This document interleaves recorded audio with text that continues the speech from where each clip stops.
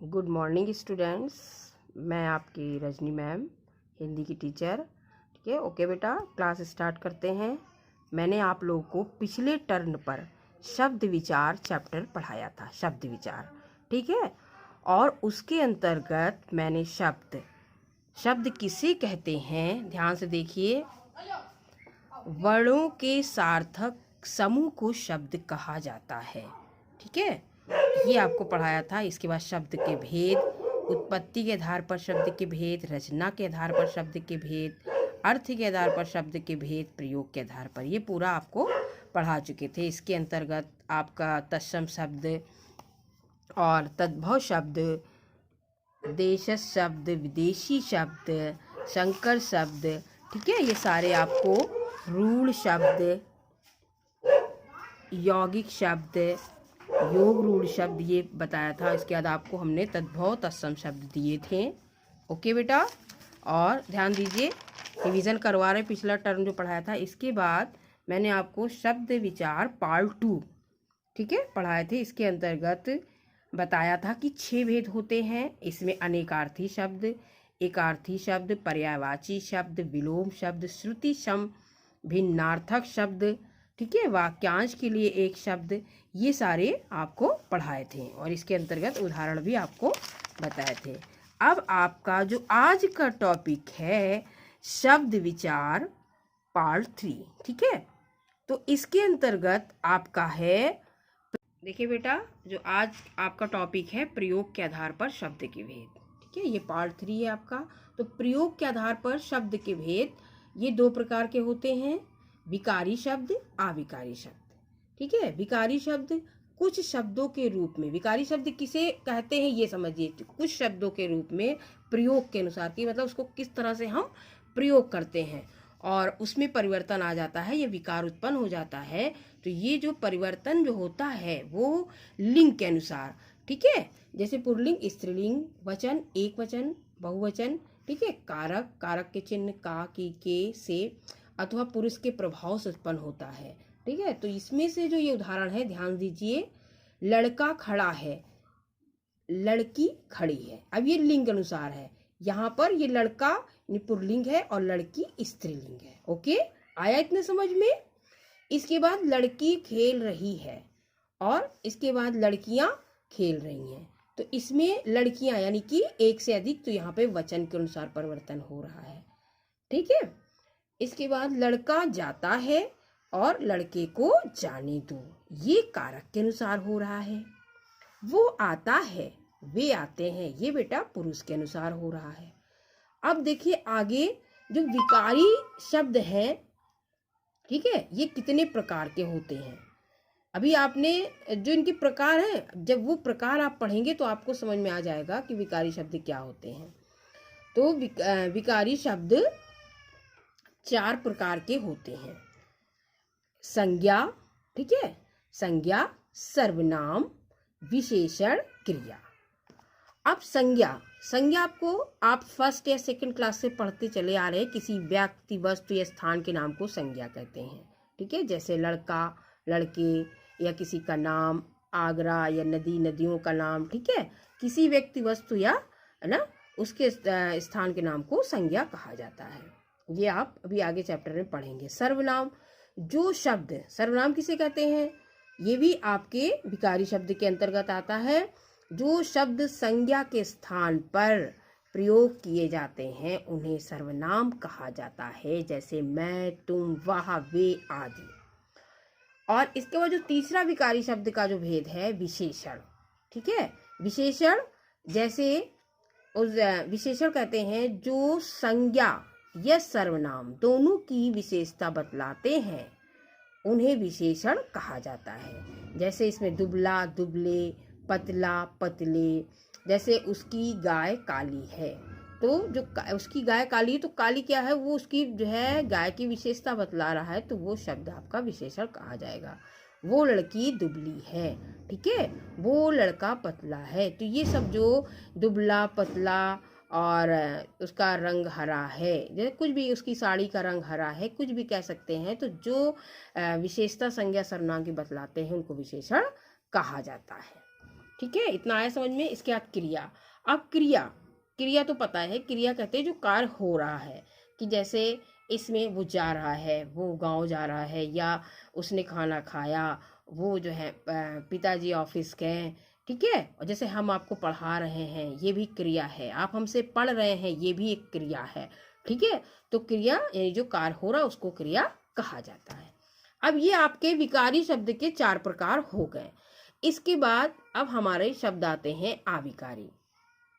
अब देखिए विकारी अविकारी शब्द, अविकारी शब्द किसे कहते हैं? जिन शब्दों में लिंग वचन और कारक के प्रभाव से कोई विकार या परिवर्तन नहीं होता, ठीक है, उन्हें अविकारी शब्द या अव्यय भी कहा जाता है। उन्हें अविकारी शब्द या अव्यय भी कहते हैं। तो ये मतलब इसमें कोई जो है लिंग वचन और कारक के प्रभाव से कोई परिवर्तन नहीं होता, ठीक है, उनको अविकारी शब्द कहा जाता है। अब ये कौन कौन से होते हैं ये भी आप समझ लीजिए, ठीक है। तो ये भी आप समझ लीजिए, जैसे इसमें क्रिया विशेषण। अब क्रिया विशेषण नाम से ही पता चल रहा है, सबसे पहला क्रिया विशेषण, दूसरा है संबंध बोधक, तीसरा है सामुच्य बोधक, और जो है आपका फोर्थ है विस्मयादि बोधक। क्रिया विशेषण जैसा कि नाम से पता चल रहा है कि जो क्रिया की विशेषता बतलाते हैं उनको क्रिया विशेषण कहते हैं। इसके अंतर्गत जैसे आते हैं अचानक, अब, तब, जब, अभी, बार बार, धीरे धीरे। जैसे कि धीरे धीरे, कि बैलगाड़ी धीरे धीरे चलती है, ठीक है। अब इसमें क्या होगा कि धीरे धीरे वो जो क्रिया की चलती है, तो आपकी जो है क्रिया हो गई, धीरे धीरे वो जो है विशेषण हो गया, क्रिया की विशेषता हो गई, ठीक है। संबंध बोधक, इसमें जैसे के साथ, के द्वारा, ठीक है, के बाहर, कि इसमें संबंध का जो है प्रदर्शन होता है। जैसे वो कार के पास खड़ा है, के आया, ठीक है, वो राम के साथ आया। इस तरह से इसको, या जो आपके आगे जो चैप्टर हम पढ़ाएंगे उसमें आप संबंध बोधक, सामुच्य बोधक विस्तार से पढ़ेंगे, और ये भी मैं आपको थोड़ा ही से बता रही हूँ। फिर उसके बाद सामुच्य बोधक, इसमें परंतु, किंतु, अगर, मगर, इसलिए ये शब्द आते हैं। और जैसे कि मैं तुम्हारे घर मिलने गया किंतु तुम हमको नहीं मिले, तो इस तरह से जो किंतु है और है, जैसे राम, वो कृष्ण और सुदामा मित्र थे, ठीक है, तो और भी इसमें आता है जो सामुच्य बोधक में। इतना आप लोग समझ गए। अब देखिए आगे बेटा, विस्मयादि बोधक। अब इसमें जैसे कुछ आश्चर्य प्रकट करने वाला होता है, जैसे अरे, वाह, ओ, छी, शाबाश। अब इसके अंतर्गत जो आपका जैसे कहते शाबाश तुमने बहुत अच्छा काम किया है, छी, यहाँ पे कितनी गंदगी है, अरे वाह तुमने तो कमाल कर दिया। अब जैसे कोई बच्चा फर्स्ट आता है तो उसके टीचर्स हैं, पेरेंट्स हैं, सभी उसको शाबाशी देते हैं, तो वो आपका विस्मयादि बोधक में आता है, ठीक है बेटा। और इसके बाद ये आपका शब्द विचार चैप्टर पार्ट 3 यहाँ पे समाप्त होता है। और इसके बाद हम आपको ले चलते हैं क्वेश्चन पे। तो देखिए ये समझ लीजिए, ये क्वेश्चन है जो आपके तीनों पार्ट के आधार पे हमने लिखे हैं, और ये आपको फेयर कॉपी में करने हैं। जो ये नोट्स है ये नहीं करना है आपको, ठीक है, ये आंसर में ही हम आपको बता देंगे। तो पहला क्वेश्चन है, शब्द किसे कहते हैं, उदाहरण सहित बताइए। अब जहाँ पे आपका चैप्टर स्टार्ट हुआ था, जहाँ पे आपका चैप्टर स्टार्ट हुआ था शब्द विचार, वहाँ पर देखिए, ये देखिए, ये आपका पहला आंसर होगा। देखिए शब्द विचार, वर्णों के सार्थक समूह को शब्द कहते हैं, और इसमें ये उदाहरण हो गया। बस आपको इतना ही लिखना पहले क्वेश्चन में, ठीक, ये आपका पहला हो गया। इसके बाद समझ में लगा लिया सबने। आप कॉपी लेकर बैठिए, जो अगर आपने नोट्स लिखा है तो आप इसको लगा लेंगे, आप पिछले नोट्स लेकर बैठिए, ठीक है। इसमें देखिए, इसके बाद नेक्स्ट क्वेश्चन, देशज शब्द किन्हें कहते हैं उदाहरण सहित।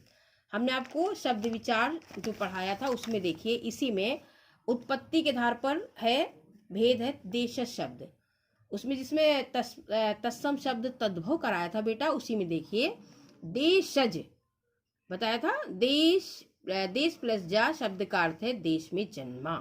अर्थात ऐसे शब्द जो क्षेत्रीय प्रभाव के कारण हिंदी भाषा में प्रचलित हो जाते हैं वे देशज कहलाते हैं। ठीक, ये पूरा आपको करना, पूरा जो ये आपको हेडिंग करनी है। ओके, आ गया, ये आपका सेकेंड आंसर हो गया। इसके बाद देखिए थर्ड, रचना के आधार पर शब्द कितने प्रकार के होते हैं, परिभाषा सहित लिखिए। अब रचना के आधार पर हमने देखिए पहला जो शब्द विचार पार्ट 1 था, उसी में देखिए रचना के आधार पर शब्द के भेद, ये 3 प्रकार के होते हैं। ये देखिए, ये आपका थर्ड होगा आंसर। ठीक है, थर्ड आंसर।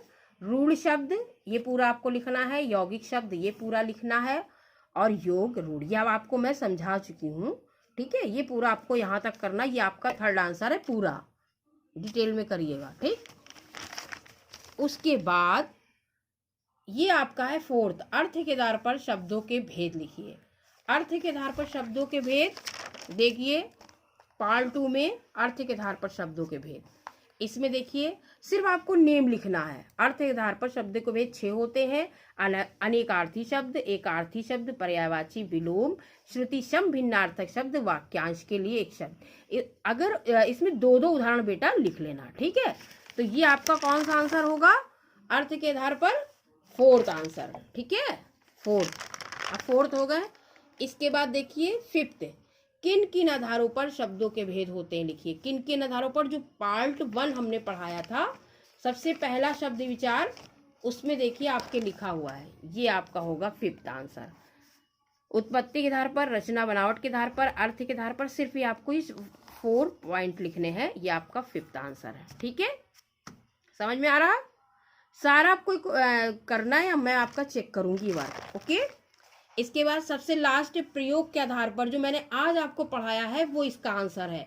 प्रयोग के आधार पर शब्दों के भेद लिखिए। ये जो पूरा आपको पूरी हेडिंग आपको यहीं से लिख देनी है, ये आपका 6 आंसर है पूरा। देखिए आपको दिख रहा होगा वीडियो लाइन से जो है इसको। ठीक है, समझ में आया, ये देखिए आप,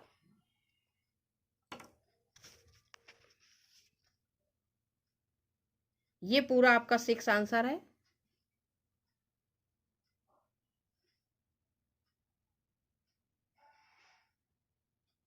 ये पूरा आंसर 6 है, आपको ये करना है।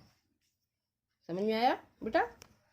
और ये आपका चैप्टर शब्द विचार पार्ट 1, पार्ट 2, पार्ट 3 में कंप्लीट होता है। ये जितने भी क्वेश्चन है ये आपको करने हैं, और ये जो है आपको जितना भी क्वेश्चन है ये आपको करने हैं, और इसको सही से करिएगा। और जो भी ना समझ में आए आप जो है आप क्वेश्चन कर सकते हैं।